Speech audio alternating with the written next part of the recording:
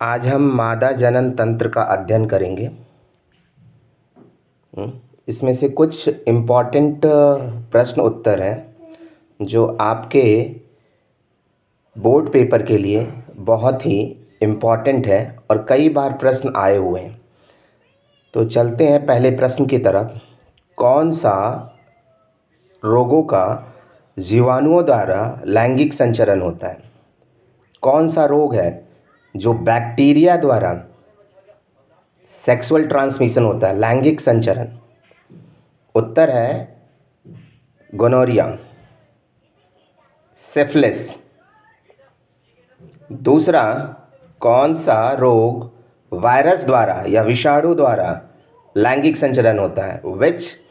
Which disease of virus transmitted by the sexual means, that is called मस्सा, या English में से what कहते हैं, हिंदी में HIV और एड्स, HIV वेड्स। और एड्स किसके द्वारा होता है? HIV के द्वारा होता है। गर्भधारण रोकने के तरीके: यांत्रिक अवरोध, हार्मोन संतुलन का परिवर्तन जिसे गोली के द्वारा होता है, रोका जा सकता है गर्भधारण को, और शल्य क्रिया तकनीक। तो यांत्रिक अवरोध जो होते हैं, नर में कॉन्डम लगा दिया जाए तो फिर गर्भधारण रोका जा सकता है। दूसरा, सर्वाइकल कैप या डायाफ्राम, ये मादा में लगा देंगे तो गर्भधारण रोका जा सकता है। हार्मोन संतुलन का परिवर्तन, अगर कोई गोली खिला दी जाए तो हार्मोन चेंज हो जाएगा और जिससे कि अंड का मोचन नहीं होगा। इस गोली से क्या होता है? अंड का मोचन नहीं होता है, अंड का मोचन और निषेचन नहीं होता है तुम्हारा। तो आप देख रहे हैं यहाँ से अंडाशय से अंडा निकलता है, अंड, और ये अंड का मोचन यहाँ नहीं हो पाता अंडवाहिका में, तो इसलिए निषेचन नहीं होता है। तो आई पिल खिला दी जाती है, ठीक है। तीसरा, शल्य क्रिया तकनीक, शुक्रवाहिकाओं का अवरुद्ध, जिसे हम प्रायः क्या कहते हैं? नसबंदी या वेस्टोमी। दूसरा है अंडवाहिनी या फेलोपियन नलिका का अवरुद्ध, जिसे हम क्या कहते हैं? ट्यूबेक्टोमी। और ये कहाँ होता है? मादा में।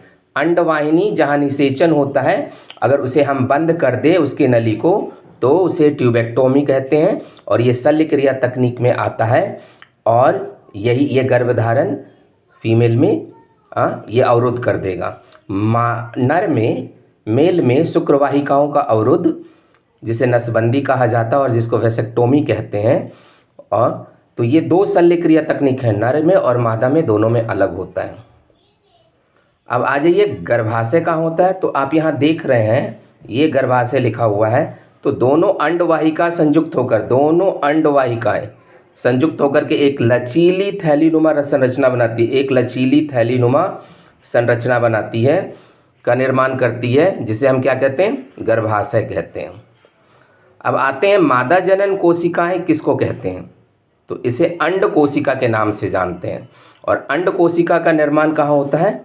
अंडाशय से होता है। अंडाशय से अंड कोशिका यहाँ आता है और यहाँ पे, और इधर से शुक्राणु आएगा और यहाँ पे दोनों का संलयन होकर के निषेचन के द्वारा यहाँ पे युग्मनज का निर्माण हो जाएगा।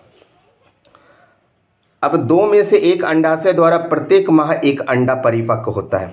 मतलब एक बार अंडा बाएं से निकलेगा और एक बार दाएं से, अलग अलग महीने में। जैसे आप भी महीना चल रहा है जनवरी, तो इधर अगर बाएं से एक अंडा अंडाशय से आ रहा है तो फरवरी में इधर से आएगा तुम्हारा एक अंडा। अब अंड का जीवन काल कितना होता है? ये जो अंडाशय से अंड निकल रहा है, इसका जीवन काल 1 दिन या 24 घंटे होता है। अब एक प्रश्न पूछा गया था, एक साल में महिला कितना अंड उत्पन्न करती है?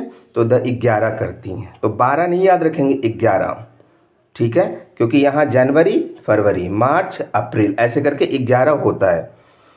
जब लड़कियों का जन्म होता है उस समय अंडाशय में अंड होते हैं, लेकिन अपरिपक्व होते हैं। वो कितने होते हैं? हजारों की संख्या में होते हैं। और आखिरी प्रश्न आज का है आपका, प्लेसेंटा क्या है? प्लेसेंटा क्या निर्माण करती है और इसका कार्य क्या है? तो एक विशेष प्रकार की तस्करी नुमा संरचना है जो गर्भाशय के भित्ति में आवर्त द्वारा, उसके उत्तक के आवर्त द्वारा धसी हुई होती है यहाँ पे, और जहाँ पे माँ के रुधिर से अटैच होता है, जो पोषण जहाँ से लेना होता है, जैसे ग्लूकोज, एमिनो एसिड्स, ये सारी चीज़ें ये रुधिर से, माँ के रुधिर से लेता है बच्चा, और इसका विकास होता है और वृद्धि भी ऐसे ही कर पाता है।